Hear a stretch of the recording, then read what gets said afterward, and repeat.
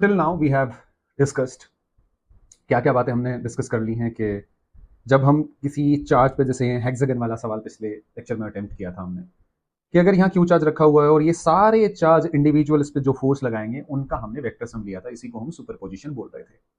Clear है? आप कह रहे होंगे हाँ सर, बात तो एकदम आपकी जेन्युइन है और सही है। तो बट एक थोड़ा सा मैं फॉर्मेट में चेंज कर रहा हूँ। अब जो लेक्चर 5 आपको मिलेगा वो पार्ट 1, पार्ट 2, पार्ट 3 ऐसे करके मिलेगा। मैं अब सब टॉपिक्स में डिवाइड कर रहा हूँ, क्योंकि ये मैंने क्यों किया, क्योंकि मैं बहुत दिनों से सोच रहा था ना, मैं वीडियो बना रहा था कि कैसे फॉर्मेट को और अच्छा किया जाए और बेहतर किया जाए। तो मैंने फिर ये फेस अपना ऐड किया ताकि समझने बच्चे को और आसानी होगी, खाली मेरी वॉइस आती थी पहले। तो काफ़ी चेंजेस किए मैंने, काफ़ी समझा।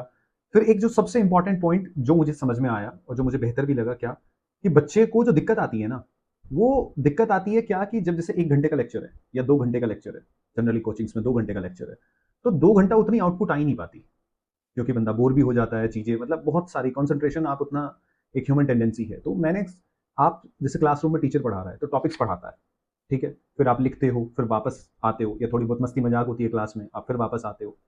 तो अपन ने वैसा ही सेक्शन रखा है जैसा मैं क्लासरूम में पढ़ाता हूँ। मेरी आदत है, मैं पहले पूरा एक सब टॉपिक पढ़ाता हूँ, फिर थोड़ी मस्ती मजाक, फिर आगे, फिर मस्ती मजाक, ताकि बोर ना हो। सेम मैंने यहाँ, मैं मस्ती मजाक तो क्या ही करूंगा।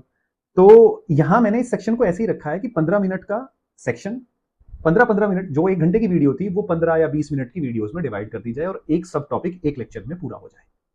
आपको मजा आएगा। जैसे आज के लेक्चर में हम जो कवर करने वाले हैं, आज के लेक्चर में हम करेंगे अब इस टॉपिक के ऊपर जो सवाल पूछे जाते हैं ना बच्चे, वो सवाल आते हैं कौन से वाले? Question based on equilibrium. ठीक है, अब ये सवाल कैसे होते हैं और क्या, तो हम पहले सवाल के थ्रू, क्योंकि पैटर्न सवाल का ही पैटर्न है, तो एक एक सवाल मैं आपको आसानी से समझाऊंगा। लेट्स सपोज ये ऐसे, ये आपको सेगमेंट दे रखा है, आपसे पूछा क्या गया है, क्वेश्चन क्या है कि where where should plus Q charge be placed, ठीक है, so that it experience zero net force, कि वो जीरो नेट फोर्स क्या करे, फील करे। यानी कि ये दोनों, ये दोनों जो भी फोर्स लगाएं प्लस क्यू पे, वो जीरो आना चाहिए। अब मैं क्या करता हूं, सवाल को क्योंकि हमें समझना है और कॉन्सेप्ट्स को बड़े धीरे से आराम से समझना है, एक एक बात आपकी यहाँ समझ में आएगी, मजा आएगा आपको। मैं 110% आपको गारंटी दे रहा हूँ, आपके मॉड्यूल के सारे सवाल बन जाएंगे, जिस भी कोचिंग में या आप कोई भी बाहर से मार्केट से बुक खरीद के लगा रहे हो, पक्का 110%। आप बस मेरी बात को धीरे धीरे सुने, आराम से सुने। और ठीक है, माइक कई बार देखना पड़ता है मुझे, ऑफ हो जाता है तो आवाज आनी बंद हो जाती है। तो मैं क्या करता हूँ, इस सवाल को ये सेगमेंट्स में बदल लेता हूँ कि मैं 3 रीजन में ये चेंज कर लेता हूँ, और मैं लिख लेता हूँ first reason, second reason, third reason. ठीक है, अब क्योंकि चार्ज कहाँ रख सकता हूँ मैं, या तो यहाँ इन दोनों के बीच में रखूँ, या यहाँ रखूँ, या यहाँ रखूँ, यही पॉसिबिलिटी है। तो सबसे पहले हम क्या करते हैं, सबसे पहले हम देखते हैं कि यहाँ प्लस क्यू चार्ज मैंने यहाँ रख दिया और इसको मैं नंबरिंग देता हूँ, इसको 1, इसको पोजीशन 2, 4 क्यू वाले की पोजीशन को सेकंड मान लेते हैं। ये ऐसे जो मैंने नाम दे दिया, ताकि वो मैं जब बोलूँ तो आपको बात समझ में आ जाए। ठीक है, अब सर अब क्या, आप मुझे बताओ, ये पॉजिटिव है, आप कहेंगे हाँ सर। ये पॉजिटिव है, आप कहेंगे हाँ सर। और ये भी क्या है, पॉजिटिव। पॉजिटिव पॉजिटिव क्या करता है, रिपेल करता है। तो ये फर्स्ट पोजीशन पे जो है, ये इस पे फोर्स किधर लगाएगा, रिपल्शन, इधर की तरफ। फिर इसको मैंने F1 लिख दिया, ताकि वो पहचानने में आ जाए कि F1 फोर्स किसकी वजह से है, क्यू चार्ज की वजह से, इसकी वजह से, कैपिटल क्यू। अब 4Q वाला ये भी रिपेल करेगा, तो इसकी वजह से भी फोर्स किधर आएगा, सिमिलरली इधर आएगा। ये क्या लिख लिया मैंने, F2 लिख लिया। क्या यहाँ कभी भी फोर्स जीरो हो पाएगा, नहीं, ये तो सेम डायरेक्शन में है ना भाई। जीरो होने के लिए ऑपोजिट डायरेक्शन में फोर्स को होना पड़ेगा, नहीं होना पड़ेगा? आप कहेंगे बात तो सही है, बात तो जेन्युइन है सर। सिमिलरली आप अगर प्लस क्यू चार्ज को यहाँ रख लेंगे, तो यहाँ F1 F2 यहाँ भी दोनों रिपल्शन के कारण फोर्स इधर ही आएंगे, तो यहाँ भी जीरो नहीं हो सकता इस रीजन में। बचा ये रीजन, प्लस क्यू आप यहाँ रख के देखो, तो ये 1 वाले की तरफ से रिपल्शन फोर्स इधर आएगा और 4Q वाले की तरफ से F2 इधर आएगा। मैंने मान लिया, अब यहाँ मुझे पता चल गया कि भैया ये दोनों ऑपोजिट डायरेक्शन में है, तो फोर्स जीरो हो सकता है। आप कह रहे हो कि हाँ यार बात तो सही है। अब इसकी पोजीशन निकालने की बात आ जाएगी, तो मैंने मान लिया x डिस्टेंस दूर है, तो ये कितना बचा बच्चे, r-x। थोड़ा पेन चेंज कर लेते हैं। तो मुझे पता है कि अगर नेट फोर्स जीरो होना है तो F1 should be equals to F2 होना चाहिए, नहीं होना चाहिए? आप कहेंगे यार बात तो सही है। F1 कितना होगा, k Q Q upon X square. F2 कितना होगा, k 4Q into Q upon R minus X का स्क्वायर। कट करो, कट कर दिया, दोनों तरफ का अंडर रूट ले लो। So 1/x will be equals to 2/r-x। Cross multiply करो तो ये कितना आएगा बच्चे, r-x is equals to 2x, यानी कि r will be equals to 3x, यानी कि x will be equals to r/3। अब बात यहाँ तक नहीं है, बात है वो आपको ऑप्शन क्या देगा। जैसे आपको हमेशा ऑप्शन ऐसे मिलेंगे कि ये पूछा, फिर कहेगा आपको कि r/3 फ्रॉम 4q, और बी ऑप्शन में लिखेगा r/3 फ्रॉम q। तो कौन सा चूज करोगे? r/3 जो डिस्टेंस है वो यहाँ से है, q से, 4q से नहीं है। 4q से क्या डिस्टेंस बनेगी? 2r/3। r में से r/3 माइनस कर लो भैया। तो ऑप्शन आपको ध्यान से चूज करना है। अब जितनी मैं आपको गलतियां बताऊं, जो जो बातें बताऊं, वो बड़े ध्यान से तसल्ली से आपको सुननी है। तो इस तरह का सवाल आपको समझ में आया। अब सेकंड सवाल की तरफ बढ़ते हैं। सेकंड क्वेश्चन क्या दे दिया, वो थोड़ा सा चेंजेस करा उसने आपके साथ, और आपको कह दिया कि भैया ये है ना, ये q ले लो आप और ये -9q ले लो, इनके बीच का सेपरेशन वही r मान लो, और वही सवाल है कि प्लस q कहाँ रखा जाए ताकि एफ नेट 0 हो। सेम, मैं लैंग्वेज नहीं लिख रहा हूँ, पिछले वाला सवाल है, बस मैंने वैल्यू चेंज करी है। अब बच्चे को जैसे सिखा के भेजा था उसने सेम अप्लाई किया, वो कि भैया मेरे मास्टर ने सिखाया था रीजन बना लो। तो ये फर्स्ट हो गया, ये सेकंड हो गया, ये थर्ड हो गया। आप जब भी घर जाके सवाल अटेम्प्ट करो तो आप ऐसे ही जो आपको सिखाया गया है, जो आपको बताया गया है, उन बातों को याद रख के वो सवाल में अप्लाई करनी है। ऐसा नहीं है कि मास्टर ने बताया था, अब आपने, कुछ बच्चों ने ऐसे याद कर लिया कि भैया बीच वाले रीजन में ही आता है तो यहीं रख लो। नहीं, अपने आप को बताओ वो बात कि यहाँ क्यों नहीं, क्योंकि दोनों फोर्स इधर आएंगे तो नेट फोर्स 0 नहीं हो पाएगा। जब आप ये छोटी छोटी, देखो सवाल इजी होता है, पहले आप क्या करते हो, बेसिक्स बनाते हो, फिर लेवल बढ़ता बढ़ता बढ़ता फिर ऊपर जाता है। बच्चा क्या करता है, बच्चा हमेशा एक सवाल पूछता है, वो हमेशा 10वें नंबर वाला सवाल उठाता है, क्योंकि उसको शुरू के जो 6-7 सवाल हैं वो ऐसे लगते हैं, अरे ये तो क्लास में करा ही रखे थे ना, ये तो हो ही जाएंगे। नहीं, वो 6-7 सवाल भी आपको अपने पेन से बनाने हैं भाई। मास्टर रेडियो की तरह बजाए क्लास में।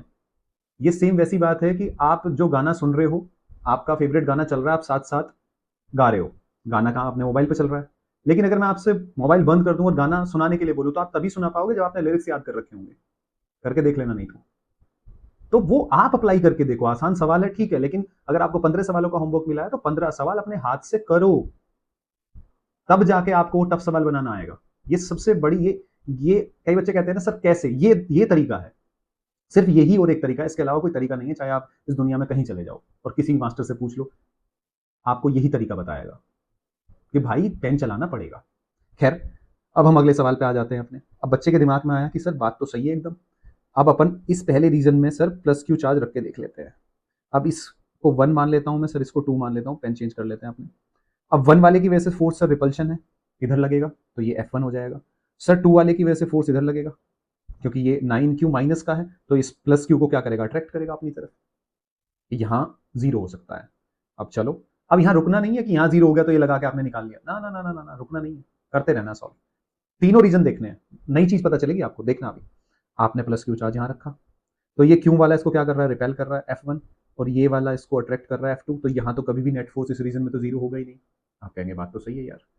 फिर हम आ जाते हैं इधर, यहाँ प्लस क्यू चार्ज रखा, ये -9q वाला इसको अट्रैक्ट करेगा तो F2 इधर और F1 हो जाएगा बच्चे इधर। तो यानी कि यहाँ भी दोनों फोर्स की डायरेक्शन अपोजिट है तो यहाँ भी नेट फोर्स 0 मिल सकता है। अब फंस गया बच्चा। समझ रहे हो फंसता कैसे है, ऐसे फंसता है।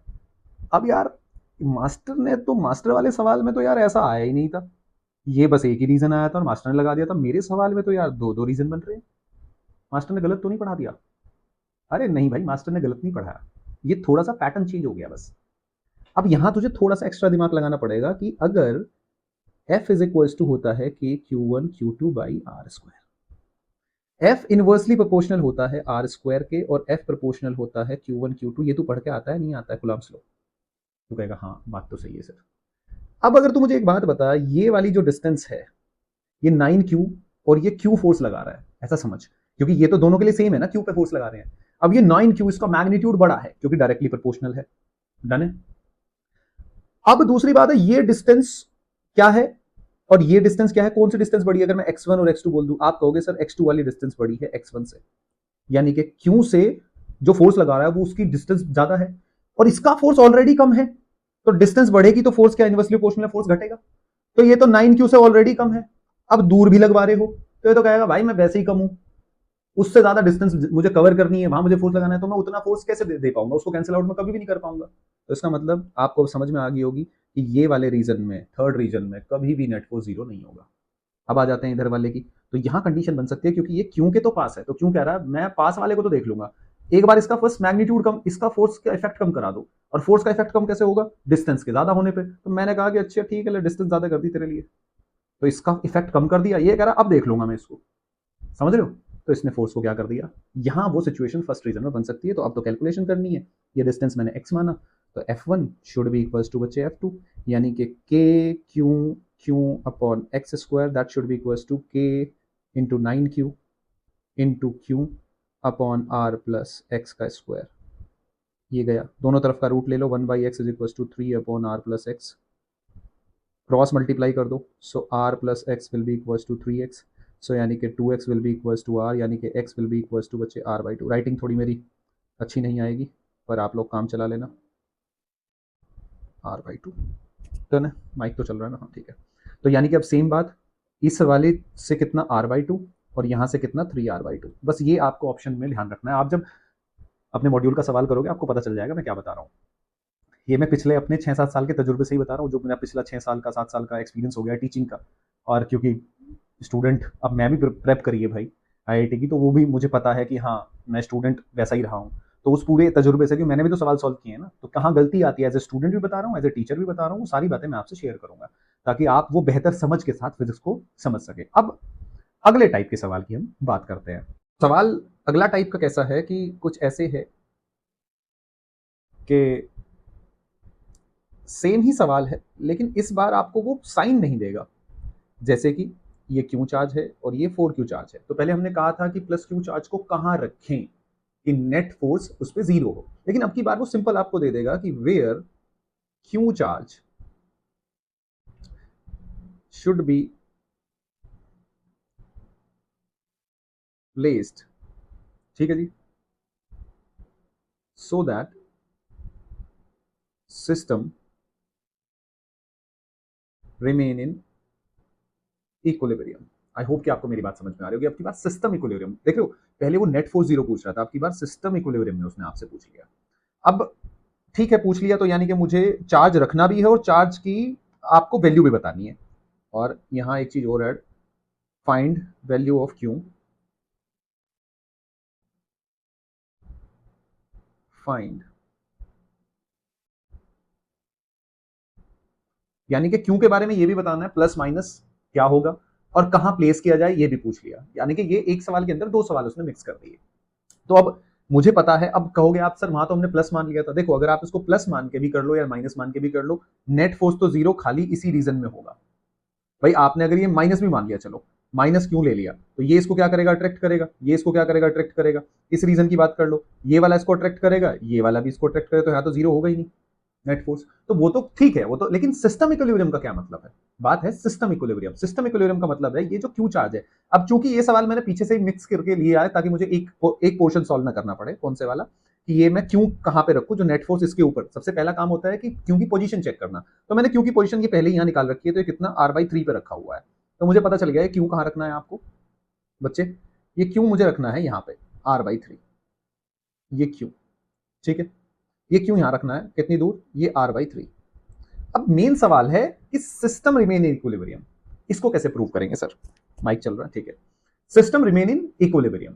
अब सिस्टम इक्विलिब्रियम का मतलब है कि ये वाले इस पे फोर्स नेट फोर्स 0 आना चाहिए, वो तो आना ही आना चाहिए, लेकिन अगर मैं इसकी और इसकी बात करूं तो इस पे अगर 4q पे q और q की वजह से फोर्स चेक करूं तो वो भी 0 ही आना चाहिए, मतलब कोई भी एक के ऊपर फोर्स बाकी दोनों की वजह से 0 आना चाहिए, तभी सिस्टम सिस्टम इक्विलिब्रियम में रहेगा, यानी कि सिस्टम इन तीनों से मिलकर बन रहा है भाई। तो मुझे अब एक बात पता है, जब भी मुझे ये चीज निकालनी हो तो जो नोन है मैं इस पे फोर्स चेक कर लूं, भाई इसका तो मैंने जो मैग्नीट्यूड निकाला है वो तो 0 करके ही निकाला है, अगर इस पे भी मैं निकाल लूं तो मुझे पता चल जाएगा, तो ये प्लस क्यू और ये प्लस 4q मैं जानता हूं, तो ये अगर मैं इस पे फोर्स की बात करूं 4q पे क्यू की वजह से, पोजीशन लिख लो, पोजीशन कैसे बता रहा हूं मैं, ऐसे, इसको 1 मान लो बेटा, इसको 2 मान लो, ठीक है, इसको 3 मान लो, ऐसे मतलब फोर्स की मार्किंग करने में आसान रहेगा मुझे, तो ये हो गया F1, F1 फोर्स है जो 4q पे q की वजह से लग रहा है, ठीक है, ये मुझे पता है। अब इसका साइन मुझे पता नहीं है, अननोन है, तो आप खुद मुझे एक बात बताओ, इसका साइन ये वाले फोर्स को कैंसिल करना है, तो अगर ये पॉजिटिव होगा तो ये इस पे फोर्स इधर लगाएगा, क्या कभी नेट फोर्स 0 हो सकता है 4q पे, नहीं, तो इसका साइन नेगेटिव होना ही होना पड़ेगा, तो इसका साइन नेगेटिव होना पड़ेगा। तो मुझे साइन का पता चल गया पहली बात। तो अगर मुझे यहाँ साइन का पता चल गया तो मुझे पता है अब ये इसको अट्रैक्ट करेगा ऐसे। ये फोर्स कौन सा होगा? जो F3 वाला होगा। ठीक है, अब F1 और F3 दोनों बराबर होने चाहिए। अगर सिस्टम इक्विलिब्रियम में हो गया यानी कि K Q into 4Q divide by R का square should be equal to F3। ये कितना बना जी? अगर ये R/3 है तो ये कितना बनेगा बच्चे? 2R/3 यानी कि के into 4Q into small Q divide by 2R/3 यानी कि 4R² और 9 यहाँ चला जाएगा। थोड़ा कट वट कर लो, के क्यू ये कट गया, ठीक है जी, और स्क्वायर से ये कट गया, डन है। तो ये कितना हो जाएगा? 4 से 4 कट जाएगा, तो यानी कि क्यू की वैल्यू आएगी Q/9। तो आपको जो ऑप्शन टिक करना है, असल में आपको ऑप्शन टिक करना है -Q/9। यानी कि अगर Q की वैल्यू -Q/9 होगी तो ये सिस्टम किस में रहेगा? इक्विलिब्रियम में। आई होप कि आपको इस सवाल का पूरा मैंने डिटेल में समझाया है। हालांकि आप तो फटाफट कर दोगे, लेकिन एक बात समझ में आनी चाहिए। अब स्टैंडर्ड सवाल वो कैसे बना के देगा आपसे? अब वो चलो ये तो मैंने एक सवाल के अंदर 2 घुसा दिए, लेकिन आपसे आप जब भी अपने मॉड्यूल में सवाल देखोगे या कहीं भी, तो आप इस सवाल को या टेस्ट वगैरह में आप इस सवाल को ऐसे पाओगे कि जैसे ये इक्विलैटरल ट्राइंगल है, ठीक है, और इसके सेंट्रोइड पे वो अब आपको चार्ज ऑलरेडी रख के देगा, और यहाँ पे चार्ज नोन होंगे क्यू क्यू और क्यू। तो वो आपसे क्यू की वैल्यू पूछेगा इन टर्म्स ऑफ क्यू, कि बताओ क्यू की वैल्यू बताओ जिससे सिस्टम इक्विलिब्रियम में रहे। Find the value of Q, find the value of Q so that system will remain in equilibrium. अगर सिस्टम को इक्विलिब्रियम में रखना है तो हमें क्या करना है? किसी भाई एक पे फोर्स चेक कर लो जो नोन है। आपको क्यू चार्ज का पता है, तो उसके ऊपर इन तीनों की वजह से फोर्स जो है वो 0 आना चाहिए। डन है? आप कहोगे ठीक है सर, ये चेक करेंगे। अगर ये वाला क्यू देख लो, पहले इस वाले क्यू की वजह से फोर्स प्लस पॉजिटिव पॉजिटिव है तो क्या करेगा? रिपेल करेगा। और ये इक्विलैटरल ट्राइंगल दे रखा है, ये ए इसकी लेंथ, ठीक है, साइड दे दिया। क्या है ये? Equilateral triangle. कुछ भी हो सकता है, इक्विलैटरल ना भी हो, कोई राइट एंगल ट्राइंगल पर रख दे। तो आप वो, मैं तो एक तरीका बता रहा हूं बस। तो ये अननोन है, ठीक है, तो जो नोन है उस पर भी तो 0 आना चाहिए। सिस्टम इक्विलिब्रियम में तो इस पे फोर्स 0 होना चाहिए, नहीं होना चाहिए?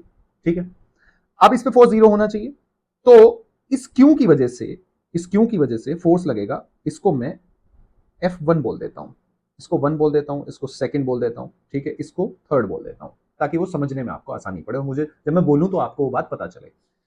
अब आप कहोगे कि ठीक है सर, ये बात तो सही है, आपने F1 लिख दिया, अब F2 कैसे बनेगा? सर F2 ऐसे बनेगा भैया, ये भी तो रिपेल करेगा, पॉजिटिव पॉजिटिव है तो रिपेल करेगा। आप कहोगे हाँ सर बात तो सही है, तो ये F2 लिख दो सर। अब F1 और F2 तो बराबर है सर, ये देखते ही पता चल रहा है। क्या है उसकी वैल्यू? KQ²/A²। अगर ये दोनों बराबर हैं और इक्विलैटरल ट्राइंगल एंगल कितना होता है? 60 डिग्री, और दोनों बराबर हैं तो अलोंग बाइसेक्टर इनका रिजल्टेंट आएगा। समझ रहे हो आप? ये रिजल्टेंट आ गया। रिजल्टेंट कितना होगा? √3F। अगर ये मैं F मान लूं, लेट्स से मैं मान लेता हूं कि ये F के बराबर है, ऐसे में, क्योंकि F1 F2 दोनों बराबर, तो मैंने मान लिया F है, तो √3F होगा।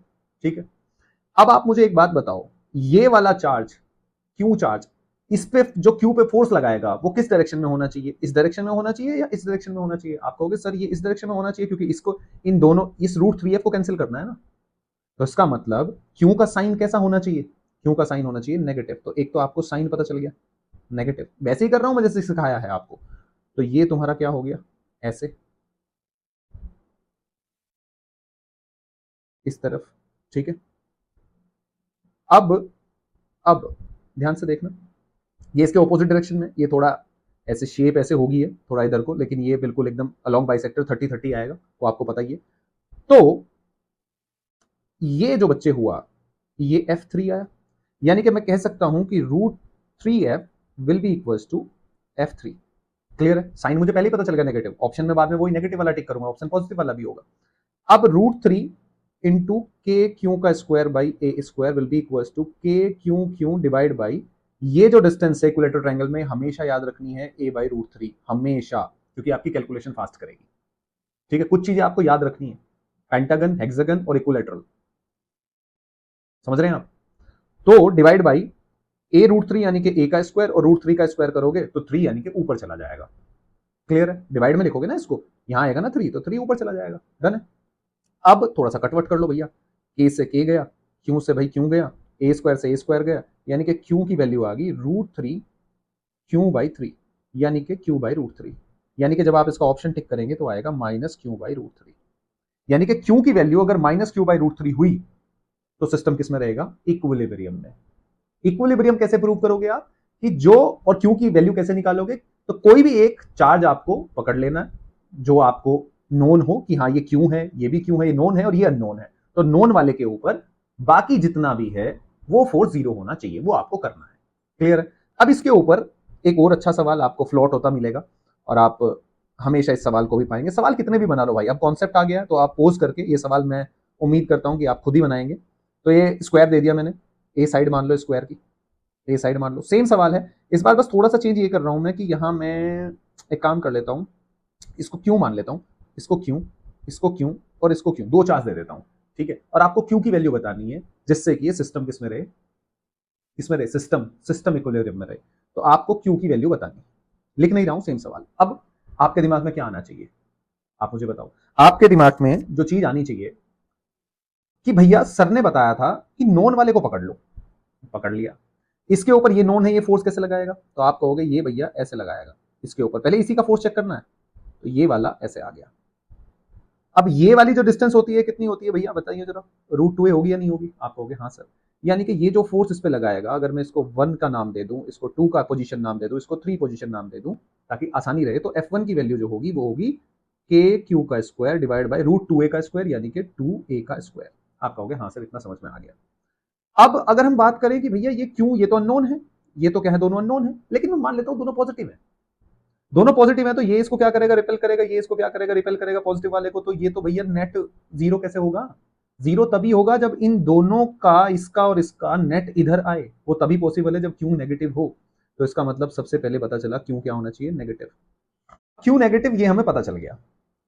चलो, अब क्यू अगर नेगेटिव है तो ये वाला इसको इधर अट्रैक्ट करेगा, ये इसको इधर अट्रैक्ट करेगा, तो ये दोनों तो सेम ही फोर्स लगाएंगे, तो मैं एफ और एफ ही मान लेता हूं। तो रिजल्टेंट इनका कहाँ आएगा, √2f इधर होगा।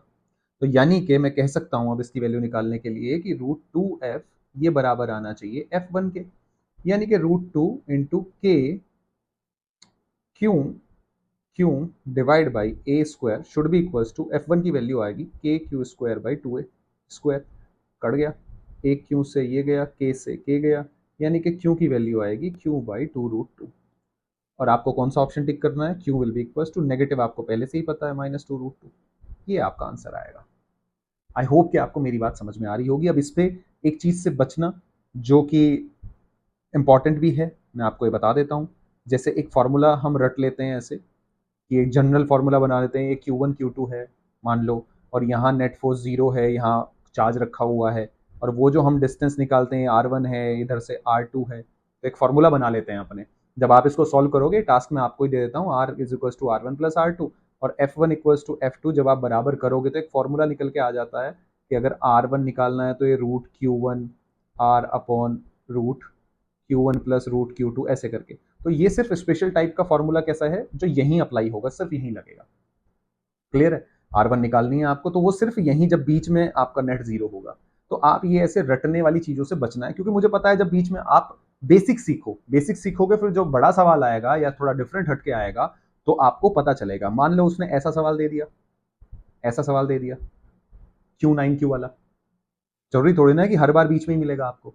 तो हर बात को आपको समझ के करना है। आई होप कि आपको मेरी बात समझ में आई होगी। इसके बाहर यहाँ इस टॉपिक से सब टॉपिक टाइप है, आगे फिर हम नई चीज शुरू करेंगे, मतलब वही है सेगमेंट्स में जो मैंने डिवाइड किया, मैंने आपसे पहले बात करी थी।